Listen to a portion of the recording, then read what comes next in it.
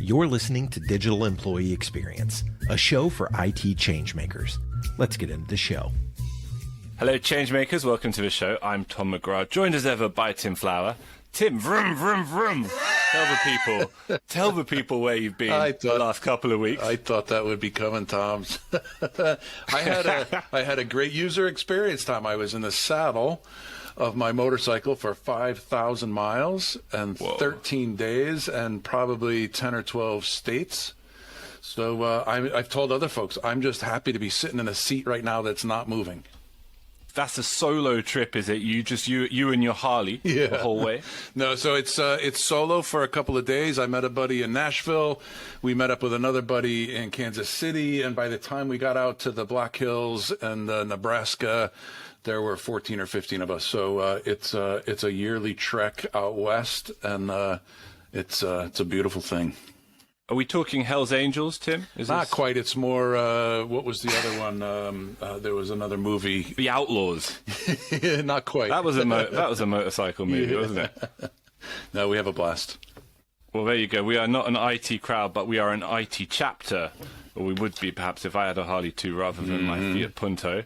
Perhaps our guest can add a bike to the shed. He is Ben Ward, new contributor to the Dex Hub, and one of our favourite EUC thinkers and activists, as well as an SE at IGEL. Ben, welcome to the show. Lovely to have you on. Great, guys. Yeah, thanks for inviting me. And I was thinking of Sons of Anarchy, Tim. I don't know if that's a bit more likely than Hell's Angels. Ah, that's the one, yeah. Yeah, it's we're still on the fringes of legal society, right? So we're not quite that badass. Keep working at it. Yeah.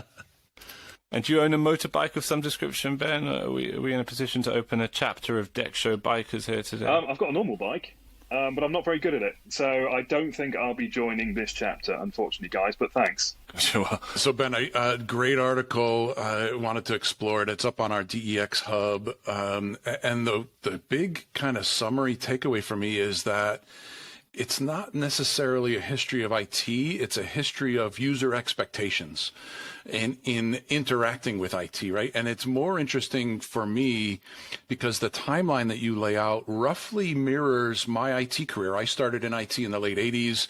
Your article kind of picks up as a kid in the early 90s. And you highlight two major milestones in IT history. The introduction of the PC and its impact not only on business, but on consumers. And then the introduction of the iPhone and its impact not only on consumers, but on business and enterprise IT. And you look at it from the lens of that consumer and employee consuming technology, but you start out as a young child, right? So talk a little bit, we don't usually explore that technology and kids. So talk a little bit about those early memories and what shaped your view of technology now as an adult based on your interaction as a kid. Well, guys, this might surprise you, but I actually qualify as a millennial. I think I was born the last month, the month of the cutoff that I could actually be officially. When was that, Ben? Because I often call myself the world's oldest millennial. Yeah, so let's see. 1982, early 1982. That's when I was born. Yeah, me too. What month? Sorry? February. I think okay. So I'm. Yeah. I think I'm a little. I'm May. So yeah. Okay, you are older than me. So there you go. I've stolen the crown. I'm the world's oldest millennial. Oh no. So forget it. When the internet sort of arrived in mid Wales in the UK in about 1996, a lot later than everywhere else, it was completely groundbreaking. But I grew up with all the the home computing devices that we got at the time. I had a Spectrum, ZX Spectrum, was huge in the UK and Europe. I had a Commodore VIC-20. I wasn't rich enough to get a Commodore 64, so I had all these computers and just plugged them in and programming with Sinclair Basic and Commodore Basic and all that sort of stuff. And that was what I grew up with. I grew up with these computers, with these really, really basic games. I tell you what, I've tried to show them to my kids these days, and they just look at them and say, we're not playing that, that's rubbish. And I sort of understand, when I was growing up, all this stuff was really, really cool. Nowadays, it looks really, really old. But we didn't really get a PC until a lot later. And I think it was probably the early 90s when I was first introduced to this PC. And I was in my uncle's house, and he had this amazing big chunk of white plastic and metal and glass, and he sort of said to me, you can come and play on this. And I was like, wow, what is this thing? And he had this printer there as well, and I was looking at this printer, and I was thinking, you can actually print at home. You can actually print onto paper at home. And I thought it was absolutely amazing. And I played this game on it, and I thought, right, this is what I need to get. Well, I had no chance of getting anything like that because I couldn't afford it at the time. A PC back in the day would have been many thousands of pounds, and it wasn't something that a normal consumer would go out and just buy. You wouldn't go to a shop and buy a PC. You'd have to order it on, I almost said online. You have to order it from a catalog, or you'd have to order it from a specialist distributor, or you'd have to get it given to you by work, or get them to pay for part of it. That was early PCs, and the reason was, I think, was that PCs were business technology. They weren't there for games. They weren't there for entertainment. They weren't there for anything else apart from word processing, potentially. And so that was sort of my early exposure. My uncle introduced me to this machine, and me having a play with it and thinking, right, okay, I really, really like this. This is so much better than the Commodore VIC-20 that I've got sitting at home. But it was a completely different experience, and it just seemed like it was in a completely different league. And I don't think it was until about 1994 that we actually got our first computer. And I remember it well because, again, it was this big plastic and metal and glass thing. And it was huge that we just stuck in a corner of the living room. And it was a 486. I don't know if you guys, well, I suppose you'll all remember 486s, hopefully. It's a 486 DX4100, which was, well, when it was sold to us, it was almost as fast as a Pentium processor. And I thought, okay, fantastic. I love this. It had about 4 megabytes of RAM. It had a 100 megabyte hard drive, and it was running through Windows 3.1. And I remember thinking, this is the most amazing thing ever. Look, I can click around on the screen with this mouse. Absolutely incredible. From a user perspective, though, and from a usability perspective, it took me a long time to work out how to work this machine, how to understand this machine, how to get the best out of it. And most of the fun that I had was trying to get tools to make this thing work slightly better. I was always trying to tweak it and always trying to optimize it and always getting under the covers to understand how this thing worked. And I think that was the way of things. These machines that came from the world of business and slowly filtered through into consumer life, they weren't intuitive. They weren't user-friendly. They weren't consumer devices. And that was the key thing about it. These machines that ended up in our lives, they weren't in any way consumer devices. If you wanted support with one of these things, you had to talk to someone. You need to find a manual. You needed to phone a company to get that support. You couldn't just go into a shop and get support on these devices. It just didn't exist at the time. So that was sort of my early experience with these PCs and this business technology. And I think that's what we were used to. I think these were the key trends that we had at the time. Business technology slowly filtering into consumer life. And it was now we look back at it and we think, well, it's quite a strange way of doing things. Why did it work that way? Does that answer your first sort of question? Yeah, absolutely. You lay out that history of how technology invaded the consumer life, right? And it was a slow build. Absolutely. You saw this awesome technology at work, and you'd go home and you got nothing. And maybe you had one of the very early machines, a laptop you could bring home, and then you said, hey, maybe, you know what? Maybe I need a PC at home as well. Bill Gates famously said everyone's going to have one, and everyone scoffed at it. But it was a slow ride of technology, and then kind of really gained steam. And I'll date myself a little bit. I'm not an 80s child. I go back to the X86, the 286, the 386. Oh, brilliant. So the 486 was modern technology, man. You've heard about the Enigma computer. Steam powered. That's what it was. It was steam powered. And you're just talking about those laptops, though, Tim. That's a really good point. Those early laptops were definitely not laptops. If you put those in your legs, you'd never be walking again. Those things were huge. But again, they were meant for businesses. They were meant for people to lug around like briefcases and then just stick them on the desk and then open them up. And this idea that they were slightly more portable because they had this built-in screen, okay, maybe compared to a big monolithic IBM PC, but they were still not particularly portable, not when you compare it to today's technology. But again, without a doubt, for a business perspective, when you have these people locked in these big glass boxes in the middle of a city, they make perfect sense. Not for a consumer. And but that's what we were used to. That was the technology that we were used to at the time. And I think it was probably only when the internet arrived, probably about, and again, I said sort of 1996, we started to see a change in this, because before that, you'd have to have the applications pre-installed on your computer. You'd have to get all these floppy disks or even CDs, which were amazing when they turned up.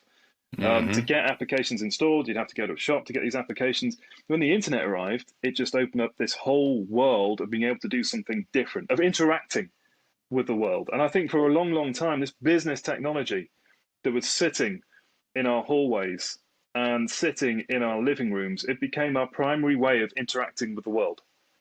But again, these devices at the time weren't built for that level of interactivity. They weren't built for the internet. A lot of them weren't even built for proper networking. I remember having these devices at home and trying to connect one into the phone line to try and get some sort of internet service, and having, even a 33K modem at the time was absolutely amazing. It was groundbreaking, and I think that's what started to change our relationship with these home computers. That's what started to take them from, I'll use it for work, to actually I'm going to use this for entertainment or for collaboration or for talking to someone. And so I think at that point, our expectations changed slightly. We started to be more productive. We started to reach out to the rest of the world. But that wasn't the big change. It was just an evolution of having this business technology sitting in the home. But it's where the frustration with technology started as well, right? If you wanted to interact in those early days, if you wanted to interact with the online world, you had to stop interacting with anyone who wanted to call you because you tied up your phone line, right? It was one or the other. And that frustration, I think, has only built over time. The more technology we introduce, the more efficiency we introduce, we also introduced frustration with its, especially on the enterprise side, its inability to adapt to what I need, to the experience that I want and that I expect and that I need. And like you said, it was only the beginning. What really hit was when the iPhone came out. Absolutely. Just going back a little bit to those frustrations, and I talk a lot about Windows and the history of Windows. And if you think about those early days of the PC, when I first got the PC and I upgraded it to Windows 95, even in an enterprise environment, there was no centralized management of Windows. So we talk about frustrations that we had maybe working on these devices from home. Working on them in an office environment was also very difficult. I think it wasn't until 1994 that SMS first got introduced by Microsoft to start managing these things in a more centralized way. And it wasn't until, 1999 or 2000, we got Active Directory to have a proper, I say proper, use that term loosely, centralized management platform for managing all of these devices. So if it was difficult in the enterprise to manage these devices, it was even more difficult in a consumer setting. So I think, and Brian Madden, the famed EUC analyst, he has this analogy, and he said, in the early 2000s, most enterprises had got to this place where they sort of understood how to manage Windows, how to manage those PCs. And he likened it, and you'll like this, Tim, he likened this to somebody riding a motorbike. And they're sort of going around a corner. And as they're going around the corner, they think, right, okay, I'm going at this speed, I'm going around this corner, I've got this. But then as we hit sort of later in the 2000s, everything started to go even faster. And it got to the point where IT was sort of this person on the motorbike almost losing control of what was going on because everything was going so fast and IT didn't know which way to go. And what happened in 2007 with the introduction of the iPhone really changed that and made everything go much quicker. And there's so many different trends that came from that one pivot point that where we are today can to a large extent, all the good things, can to a large extent be put down to that one innovation in 2007.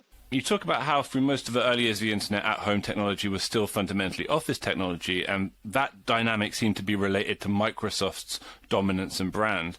How did that change with the introduction of the iPhone and we suddenly see Apple taking the lead there? Okay, well, that's an interesting one. And first of all, I think it's worth covering how the iPhone was introduced. So back in 2007, 2006, even 2005, there'd been rumors that Apple was going to bring out a phone. And everyone is getting really excited and saying, look, what's this going to look like? Is it going to look like an iPod, but with like a dial on it so we could dial people? There was this famous meme that was doing the rounds at the time. And there was so much buzz leading up to Steve Jobs getting up on stage. And he knew this, and Apple knew this, and they'd been working on so many cool things behind the scenes that nobody sort of knew about. But then he got up on the stage, and this is a famous video. This is like one of those seminal moments where you have someone who has real vision getting up on stage and just sort of blowing everyone's minds. He got up and said, right, today we're going to release three new technologies. we're going to release a touchscreen iPod. And then everyone in the audience sort of cheered and went, yeah, brilliant. We're going to release a phone. And everyone cheered. They were like, yes, this is what we've been waiting for. And we're going to release an internet communication device. And he went through this and said, touchscreen iPod, a phone, an internet communication device. And then he went through it again. And you saw these three icons on the screen start to combine into this one device, the iPhone. And I think that is such a pivotal point in technology. Even today, I don't think we realize how important that point was. You think about the innovations that came in the iPhone. It wasn't just a device. I mean, to a certain extent, it wasn't just that this is a new gadget that had been created by this amazing company. This was something that changed so many paradigms that it almost broke IT. And I know I was around at the time. I was an IT manager at the time. So first of all, a new way of interacting with technology. Go back to where we were when it came to the PCs sitting in the home. A keyboard and a mouse, they're not intuitive. They're really not intuitive. I remember when I was really young trying to use these computers in school, I'd type like this. And to a certain extent, I do. And when I used to have a colleague whose job it was back in the early 90s to train solicitors, so lawyers, how to use computers. And she had to spend hours with them, teach them how to use a mouse. So these really, really intelligent people, but having to teach them how to use a mouse because it's not intuitive. And then Steve Jobs comes along with the iPhone and says, well, you don't need all that stuff. You can just use the most intuitive stylus that we've got built in and then just interact with this technology on this screen. Incredible. I mean, this stuff had existed before, but it hadn't been wrapped together with all these other innovations. The fact it was wireless as well, you could just connect into a 3G network or 2G at the time, or connect into a wireless network. And probably one of the biggest innovations, the App Store. If you imagine what it's like to install, I mean, you don't have to imagine, guys, but if you think about what it takes to install an application on Windows, it's an awful experience. You've got to do so many different things. You've got an exe file. You've got all the files that go around it. You've got to make sure you've got the right version of the operating system. You've got to make sure you've got enough hard drive space. The system requirements match. How much of that do you have to do with an app store? None of it. You click on the app installs. That was groundbreaking at the time. And also, we shouldn't forget about this whole idea of the touchscreen iPod, because that is a consumer innovation. The iPod was a consumer innovation. The iPhone took off because of the iPod, because you could have all of your music on one device. It was also a phone. It also had applications. You could also take pictures with it. Those are the innovations, and all these pieces came together. And if you remember, BlackBerry back in the day, there was a really key business device, which was the BlackBerry. And if you think about the difference between a BlackBerry and an iPhone, a BlackBerry actually had a keyboard bolted onto the front of the thing. And we thought that was amazing at the time when we had this little flashing red light whenever we had an email. They were okay for email. They were rubbish for everything else. Maybe you can make phone calls on them. You then look at the iPhone, which did away with the keyboard, which you could still get emails on. And because most of it was screen, you could do so much else on this device. And it just changed everything. And back in 2007, this was introduced.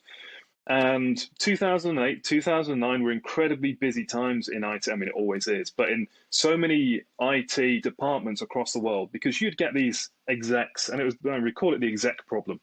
We'd get these execs who'd go to board meetings, and they would see other execs, other maybe CEOs, etc., on these really cool iDevices. And they'd come back to IT and say, right, I've bought one of these devices. I want to get my email on it. I don't want to use BlackBerry anymore. So you had all these IT people going out to the market and saying, look, how do I get email on one of these? How do I secure the email on one of these? And then we saw this huge growth in these new types of organizations. We had Mobile Iron, we had Good, we had AirWatch, we had Citrix buying a company called Zenprise, we then had VMware buying AirWatch. We had all these new companies forming to deal with the mobility problem. Then we had sort of massive consolidation of these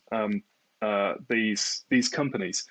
But this kicked off a whole new trend, because this was the first time that you had en masse people, consumers, coming into the business and saying, we've already got the tech, you make it work.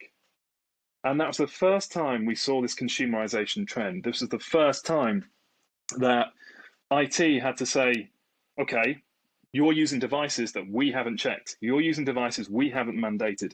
You are having a choice now to be able to choose a device. We've got to make it work. And that kicked off so many changes. So consumerization was the big trend.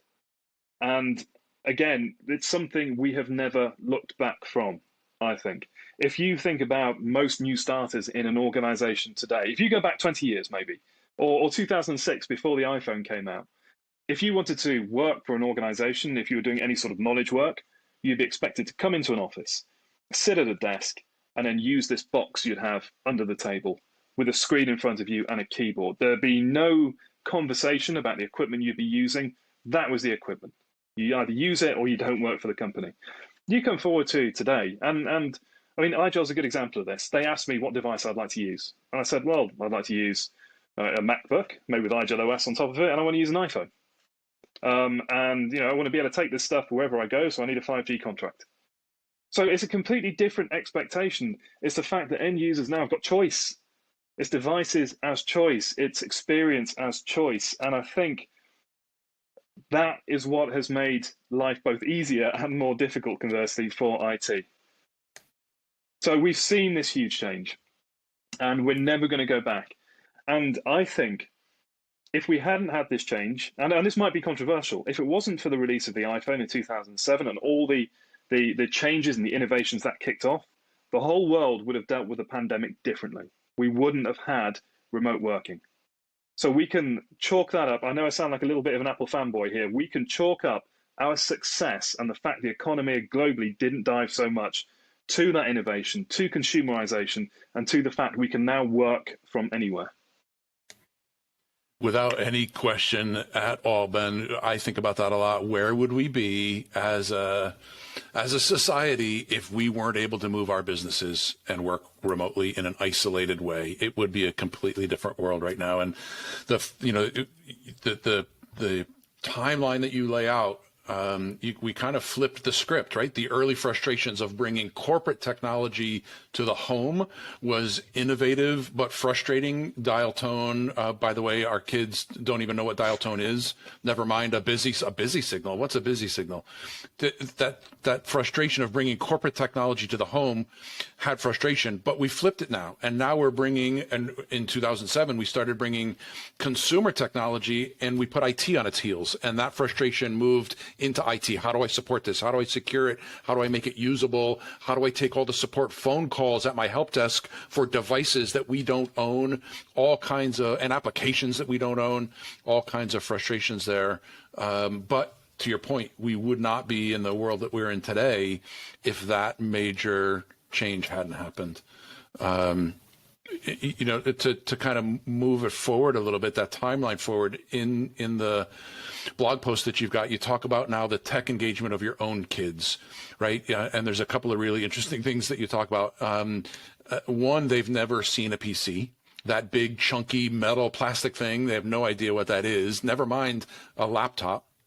But also, the tech issues aren't as frustrating for them, right? They run into a problem, they delete the app, they reinstall it. They go to YouTube and they take a look at a video on how to use it. It's intuitive. Not only is it intuitive, but it's easy and it's free. So, and what a change from 1990. And I'm curious what are your thoughts about that model? Parts of it have been adopted in IT, but how do you see enterprise IT adopting to the intuitive, easy, free kind of model for support? I think that's a really, really good question. And there's this general idea, isn't there? If you've created an interface into something, maybe it's a user interface, or we'll use Amazon as an example. Nobody ever showed anyone how to use Amazon to purchase anything. You just know how to do it. And I can imagine what it would be like if one of my kids was playing a game on their iPad, potentially. Other tablets do exist, other vendors do exist. But if they were playing a game on their iPad and they had a problem, and I just handed them a phone and said to them, oh, you've got to phone this number and speak to someone and they'll be able to help you, I'd get such a blank look from them. That's such an inefficient way of solving a consumer problem. Very rarely these days, and in fact, most companies, whenever you've got any sort of service issue, whether or not it's with your television, your cable provider, your satellite provider, or something like that, they dissuade you from having any sort of conversation with them. They give you frequently asked questions lists. They give you chatbots. Mm-hmm. And only as an absolute last resort do they ask you to phone them, because they know it's inefficient. They know that it's not a really, if you've got a problem, you want it fixed. And if there's a really easy way to fix that, you do that. Watch a video. go on YouTube. As you said, the kids will just watch the walkthroughs on YouTube. I don't have to interact with them if they've got a problem, which is great for me. But that's the way that you do it. And this whole idea of having to phone for support, it's an anachronism.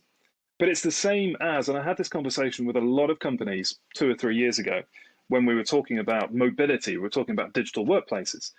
This whole idea that a user comes into a certain location, and this has become more relevant over the past 18 months.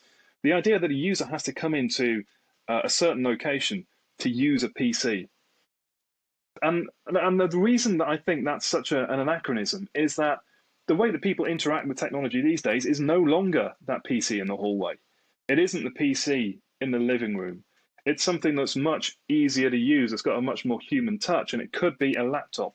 Most of the time, it's going to be a phone or a tablet type device. The era of the PC is almost over. The only place it hasn't really died is in the enterprise. So I think even though consumerization has driven the enterprise a lot, there's still a way to go.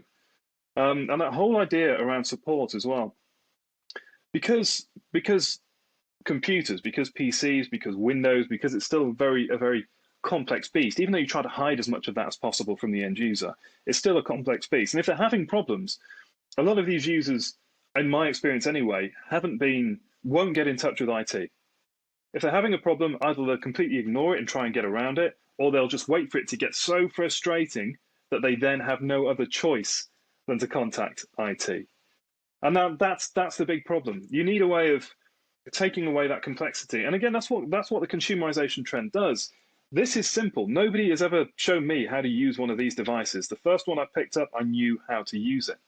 It was simple. It was straightforward. That simplicity is absolutely key.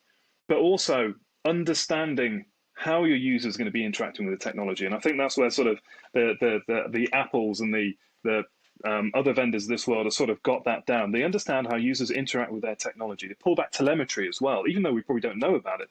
Apple's constantly pulling back telemetry from each of their devices to understand how people are utilizing it. And that's the same model, that same consumer model that enterprises need to have. They need to be pulling back information from everything their users can interact with to understand how they can proactively solve their challenges and then go through the cycle and make their interactions more simple, more and easier. And I have this saying when it comes to end user computing, you might have heard it before, but everything we do in end user computing is to make technology invisible. That's it. Yep. We have to remove technology as a barrier.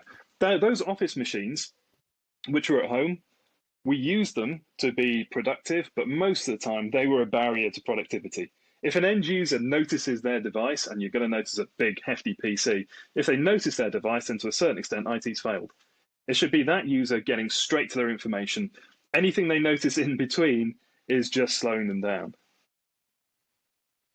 Yeah, there's so many things to talk about there. There was one interesting conversation we had with our CEO at my previous employer about this whole paradigm of employees calling the help desk. And in this conversation, we said, we don't know they have a problem unless they call us. And as those words came out and were said out loud in the room, and he stared at us in disbelief, we realized that the paradigm had to change. We can't rely on 30,000 employees to be the IT monitor to tell us that something is broken that we in IT probably broke. The whole question even on the consumer side, like you said, if something fails on Amazon or on a web service that you're using, the first question you ask is, why don't they know this? Why don't they know I'm having a problem, right? The paradigm has to work its way into enterprise IT so that employees don't have barriers, and when they do, IT knows about the barriers and can solve them. Absolutely, and I think IT have actually learned a lot from the mobile vendors, from the new technology vendors, from the consumer-led vendors. I mean, I'll give you an example. Okay, so I used to work for VMware before I joined IGEL. I used to work for VMware, and I had a brand new phone, an iPhone XR, and I was really excited about getting this new phone because I'm a geek. And this phone turned up anyway. And I loaded it all up, I activated it, and it was absolutely amazing. I loved the thing. I'd broken it within about 30 minutes. And I don't know how I'd broken it. I think the modem had failed in it because it failed activation. I just couldn't get this thing working again. So what I did, rather than going to the IT team and saying, oh, the phone's broken, you need to send me a replacement, I went on the Apple website. I typed in the serial number, told them the problem, and they said, fine, we're going to send you out a new one. We're also going to send you a box to send the old one back. Within a day, or maybe 2 days, I had a brand new Apple device. I turned it on, and again, this is the enterprise technology we're seeing starting to follow. I turned it on, and because of the Apple enrollment policies, it was signed back up to the enterprise. All the enterprise applications I'd had from VMware were already back on the device and ready to go. If it wasn't for the likes of the enrollment processes driven by consumer technology, that wouldn't have happened. If that had been a PC, can you imagine me having to go to a shop, buy a new PC, put it on my desk, and then saying to work, okay, you need to spin that back up, especially in the past. It would have been such a difficult proposition that it wouldn't have happened. They would have had to have posted a new one out to me. It would have taken a long, long time to get me back up and running. So I think we're seeing IT and we're seeing the enterprise vendors starting to emulate a lot of these innovations, a lot of these over-the-air innovations, which were first introduced to the world from the consumer vendors. And we've touched upon it already, Ben, but at this point, enter the pandemic, right? Suddenly the workplace itself comes home. What are the implications here? Is it just an intensification of prevailing trends already described, or does it introduce a new element? So that's a really good question, actually. So I tend to keep my ear to the ground a lot, and I talk to a lot of the vendors, and I talk to a lot of customers to try and form my own opinions of what's happening in the market. And I think over the past 18 months, from talking to a lot of customers and vendors, I've noticed one really big trend. So if you think about the way that people are usually working in an office environment, the old way, let's call it the old world, the old way of working, everybody would be in an office or they'd be around about the office somewhere. If they had a problem, they'd go to IT. They'd probably walk to IT, or you'd have floor walkers who'd come around and find out if somebody's got a problem. In that sort of environment, it can be quite easy to understand if your users are having a problem. Now, if your users are no longer in the office and you no longer actually have eyes on their physical devices and on them, it gets much more difficult. It's like there's a wall between IT. And remember, during the pandemic, IT weren't in the office either. They were all sitting at their kitchen tables.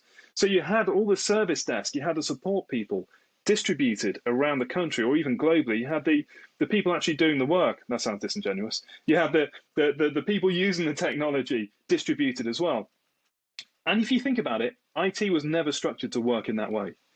IT was never structured to be able to set up to deal with remote support because you don't understand what those users are doing. So the big trend that I've seen over the past 18 months, and it was a growing trend anyway before the pandemic, but that's really taken off in the past 12 months, is user experience monitoring. Understanding how those users are interacting with their technology, and this isn't to make sure they're working, even though there is a worrying trend around Appleware to sort of understand if people are working. It's to understand if people are actually being let down or held back by their technology, and then tuning their technology and tuning their experience so they can be as productive as possible. And I think that has really exploded over the past 12 to 18 months or so. And one of the really interesting pieces that we saw from the pandemic is that productivity has actually improved. Those people who were working remotely, productivity has improved. And that's because IT has now flipped from a technology conversation to a user experience conversation. Technology is still there, it's still very important. But rather than being technology-led, it's human-led. And if we can improve that human experience, then we know how to work on the technology. And that has been the big paradigm shift in IT over the past. That's what the pandemic has done for IT. And it's probably created some conversations internally at IT about priorities, but that is the real priority they're all looking at the moment. And even small things, the little nuances like words matter, right? So we've for decades talked about them in terms of users, and even the word user is in the context of IT. You are a user of technology that I give you. It's now about employee experience, the experience of you as an employee doing your job versus you as a user of technology that's been provisioned to you. It's a small nuance, but it's changing the conversation. Tim, you're absolutely right. In fact, I put a poll on LinkedIn probably about 3 months ago asking what we should be calling the people in our organization now. Should we call them users? Should we call them employees? Should we call them humans? Should we call them people? And I think in the end, I think it was users who won simply because most of my respondents were techie people. But right. A really, really good suggestion was to call them colleagues. because that's the great leveler when it comes to an organization. Everyone is a colleague, whether or not they're CEO or they're cleaning the halls, they are colleagues. And that sort of makes everybody equal. So I really like that term, or humans. But that makes you sound a little bit strange. We used, actually, at the Hartford, we used teammates. So, right, teammates, I like that. It creates the connectivity that we're all in this together. We're all here to do our job, and but colleagues works too. We're seeing that more and more at customers that I work with, that it's less and less about user and more about the collaboration of colleagues and teammates. Well, I did suggest, and this is because I used to be an IT manager, I did suggest agents of chaos. But that didn't go down too well, so I think we'll stick with colleagues. Right. That describes me well, Ben. I thought it was. It's been a user over here. But listen, pleasure to have you on the show. Definitely want to have you back on the show as well, if that's okay. But for now, please tell our listeners or users of the show where they can find and follow you. Yeah, well, I'm on LinkedIn. Just have a look for Ben Ward at IGEL. I'm Ben Ward UK on Twitter. Yeah, so feel free to reach out. Superb. And of course, they can go to the Dex Hub right now, find it in the show notes, and read your fantastic new article right away. To make sure that you never miss an episode, subscribe to the show in Apple Podcasts, Spotify, or your favorite podcast player. And if you're listening on Apple Podcasts, make sure to leave a rating of the show. Just tap the number of stars you think the podcast deserves. If you'd like to learn more about how NextThink can help you improve your digital employee experience, head over to nextthink.com. Thank you so much for listening. Until next time.